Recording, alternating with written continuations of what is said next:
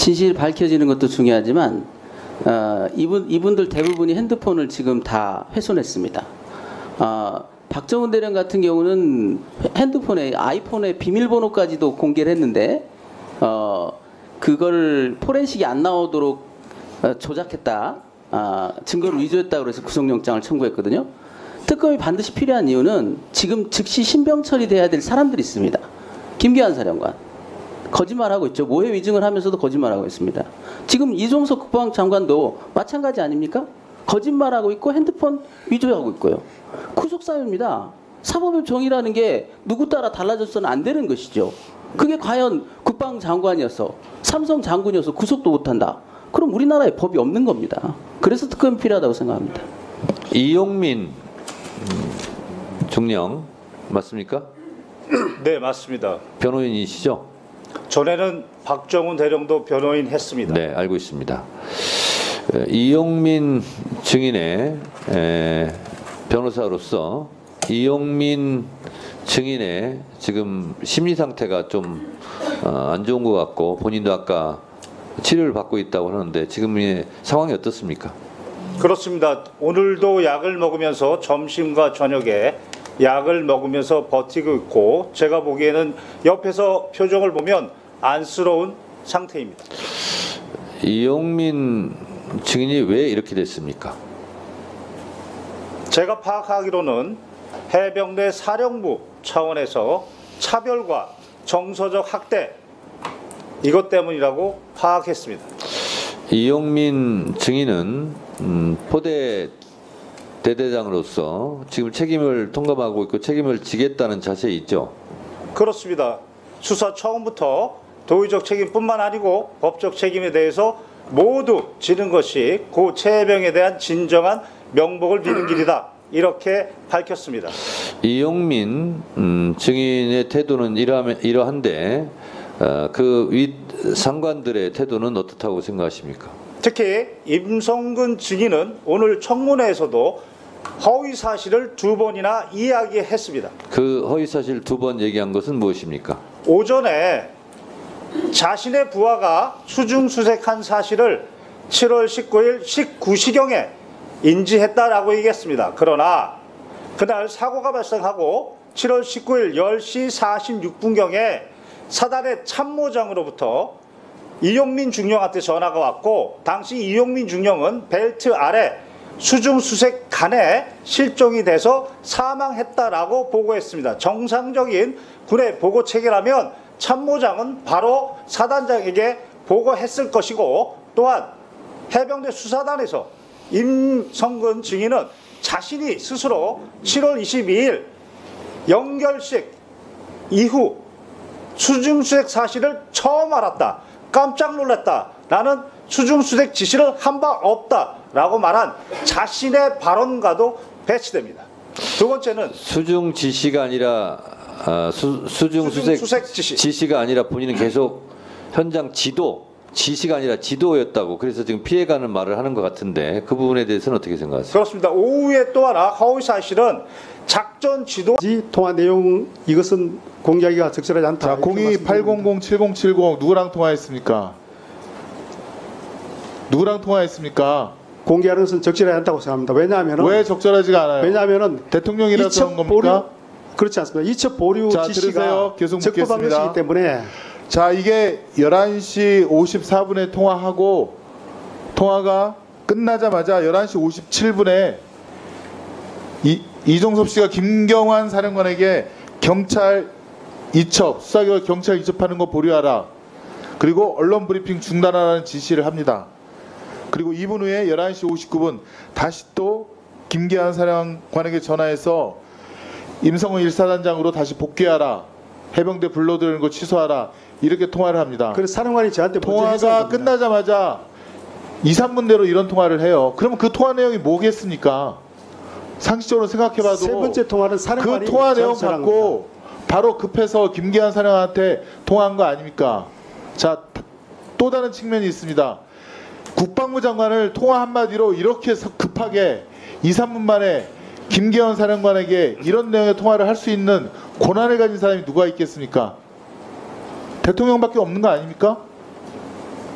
한나라의 국방부 장관을 전화 통화 하나로, 그것도 일반 전화로 김기현 사령관을 김영민 사령에게 지시해서 이 중요한 일을 아까 장경태 의원께도 서면으로 다 해야 된다 그랬는데 구도로 지시하고 옛날 결정을 막 바꾸는 그런 힘을 가진 사람이 대통령밖에 없는 거 아닙니까?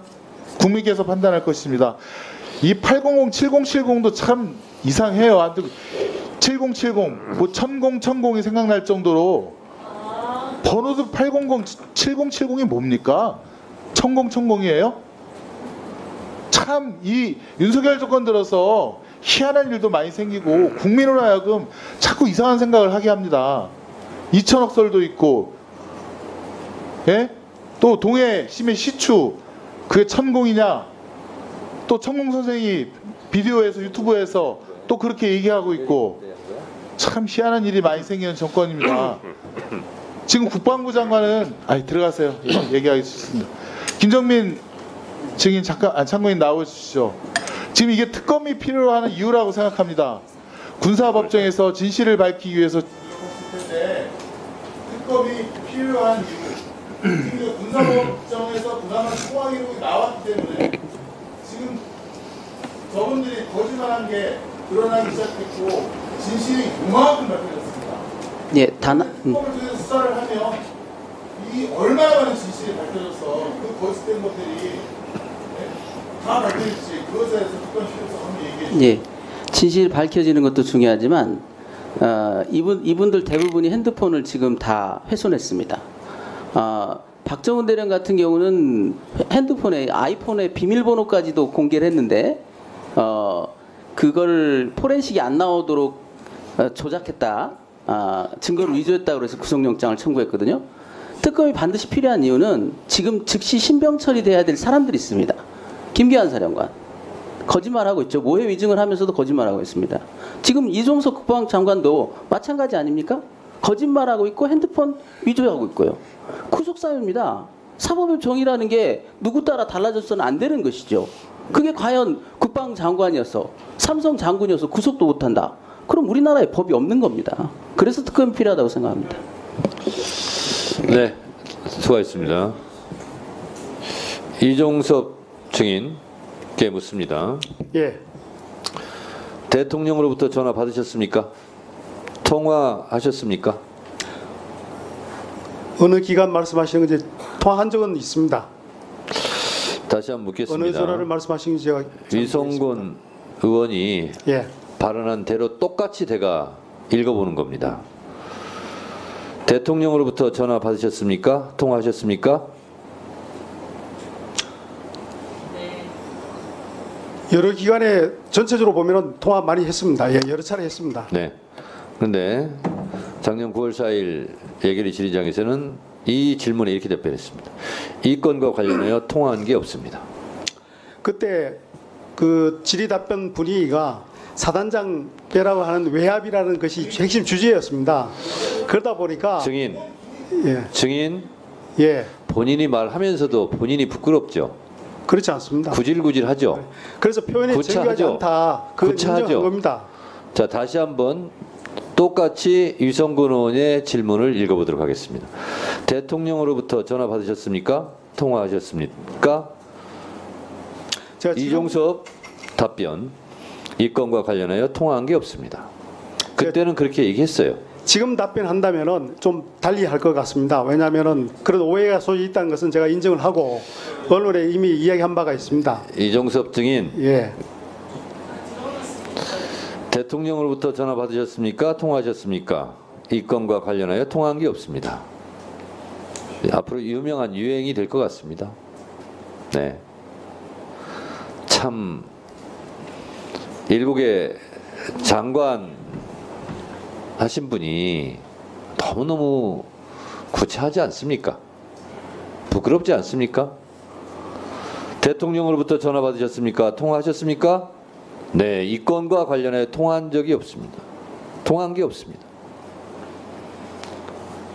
이미 여러 차례 통화해놓고 대통령으로부터 전화 받으셨습니까? 통화하셨습니까? 이 건과 관련하여 통화한 게 없습니다.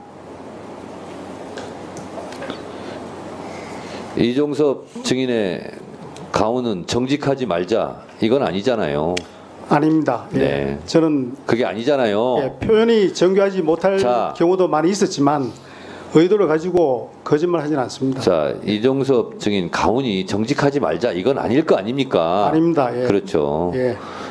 그런데 왜 이렇게 비참하게 발언을 해서 이렇게 비굴한 모습을 보여야 되는지 참 안타깝습니다. 자, 질문을 다 마쳤기 때문에 김경호 참고인 오늘 아침부터 계속 나오셨는데 발언 기회를 잠깐 드리도록 하겠습니다. 발언대로 나오시죠. 제가 짤막하게 묻겠습니다. 이용민 중령 맞습니까? 네, 맞습니다. 변호인이시죠? 전에는 박정훈 대령도 변호인 했습니다. 네, 알고 있습니다. 이용민 증인의 변호사로서 이용민 증인의 지금 심리 상태가 좀 안 좋은 것 같고 본인도 아까 치료를 받고 있다고 하는데 지금의 상황이 어떻습니까? 그렇습니다. 오늘도 약을 먹으면서 점심과 저녁에 약을 먹으면서 버티고 있고 제가 보기에는 옆에서 표정을 보면 안쓰러운 상태입니다. 이용민 증인이 왜 이렇게 됐습니까? 제가 파악하기로는 해병대 사령부 차원에서 차별과 정서적 학대 이것 때문이라고 파악했습니다. 이용민 증인은 포대 대대장으로서 지금 책임을 통감하고 있고 책임을 지겠다는 자세에 있죠. 그렇습니다. 수사 처음부터 도의적 책임뿐만 아니고 법적 책임에 대해서 모두 지는 것이 고 최해병에 대한 진정한 명복을 비는 길이다. 이렇게 밝혔습니다. 이용민 증인의 태도는 이러한데 그 윗 상관들의 태도는 어떻다고 생각하십니까? 특히 임성근 증인은 오늘 청문회에서도 허위 사실을 2번이나 이야기했습니다. 그 허위 사실 2번 얘기한 것은 무엇입니까? 오전에 자신의 부하가 수중수색한 사실을 7월 19일 19시경에 인지했다라고 얘기했습니다. 그러나 그날 사고가 발생하고 7월 19일 10시 46분경에 사단의 참모장으로부터 이용민 중령한테 전화가 왔고 당시 이용민 중령은 벨트 아래 수중수색간에 실종이 돼서 사망했다라고 보고했습니다. 정상적인 군의 보고 체계라면 참모장은 바로 사단장에게 보고했을 것이고 또한 해병대 수사단에서 임성근 증인은 자신이 스스로 7월 22일 영결식 이후 수중수색 사실을 처음 알았다.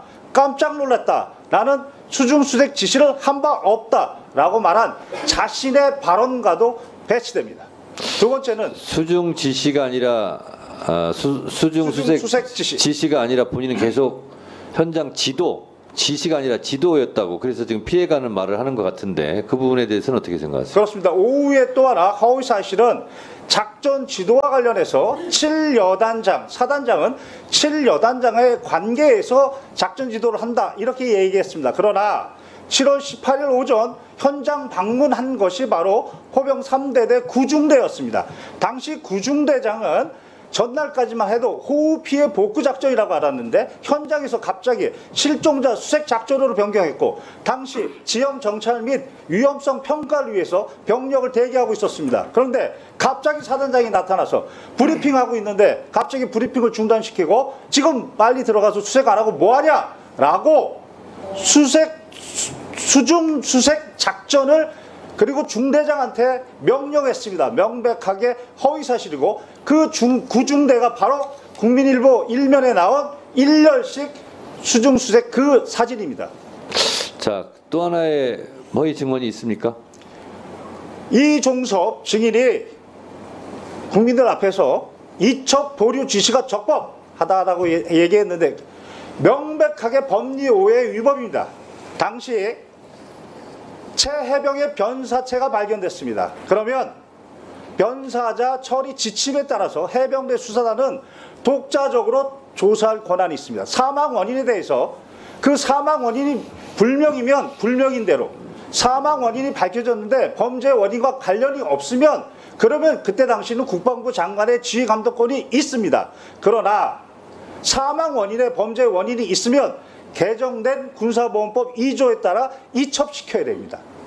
국방부 장관은 이때는 지휘 감독권이 없습니다. 그게 개정된 군사보험법 2조의 취지입니다. 그리고 이것에 따라서 법원이 재판 관할권을 가지고 있는 군인 등의 범죄에 대한 수사 절차에 관한 규정 7조 1항에 따라 지체 없이 바로 이첩 시기를 지체 없이 경복청에 보내게 되어 있는 것입니다. 따라서 당시 박 대령은 개정된 군사보험법 2조와 그리고 대통령의 명령에 따라 지체 없이 이첩하려고 한 것입니다. 여기에 국방부 장관이 법령상 권한 없이 이첩을 보류하라는 의무 없는 일을 시킨 것입니다. 그 자체가 직권남용이고 여기에 더해서 이첩의 내용에 대해서 뭘 빼라, 특정인을 빼라, 내용에 대해서도 직권남용한 겁니다. 네, 김경호 참고인, 혹시 아까 들으셨겠지만 임성근 사단장은 여단정을 통해서만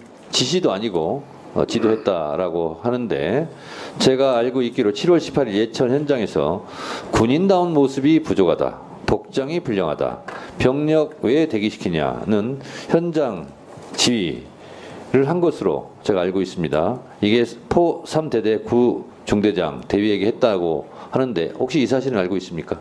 그렇습니다. 저는 바로 군 검사가 사본을 만들어 놔야 됩니다. 라고 했던 사본을 다 봤습니다. 다 봤습니까? 다 봤습니다. 그러면 임성근 사단장이 여단장에게만 지도했다라는 말은 허위입니까? 허위입니다. 관련 카톡에 당시 실종자 수색 작전의 의사 체계를 카톡으로 했고 당시 포병 여단 대대 그리고 말단 간부들까지 사단장 지시, 사단장 강조 사항으로 모두 전파가 됐습니다. 그러니까 김경호 참고인은 임성근 사단장이 현장 지도했다는 말은 회피성 발언이고 직접 실제로 지시 행위를 다 했다 이렇게 보고 있는 거죠? 구체적으로 말씀드리겠습니다. 구체적으로 말씀해 보세요. 당시 합참의 단편명령과 제2작전사 답변명령에 따라 7월 17일 10시부로 작전 통제권이 전환됐습니다. 그러나 7월 17일 21시 55분부로 자신의 명령으로 단편명령 23-19호 호우 피해 복구 작전, 호우 피해 복구 투입 실시라고 단편명령을 내렸습니다. 자신의 병력을 언제, 어디로, 어떤 병력을 투입하는 명령은 내릴 수 있습니다. 다만 여기에 예하부대 과업에 대해서 깨알처럼 구체적으로 명령을 내렸습니다. 이때 포병여단은 단순히 호우 피해 복구 작전이었습니다. 그런데 7월 17일 도착해서 10시경부터 카톡에 실종자 수색 작전이라고 사단장이 강조했다라고 그렇게 명령에 내려옵니다. 이때부터 실종자 수색 작전으로 변경했으면 그에 맞는 안전 도구를 갖춰야 되는데 그런 말은 없었습니다. 그리고 나서 아침에 7월 18일 날 포병 3대대 구중대장 가서 안정성 평가 생략하고 신속 투입 작전을 명령했고 오후에는 실종자 수색 작전이 불가한 그런 상황, 육군도 철수했는데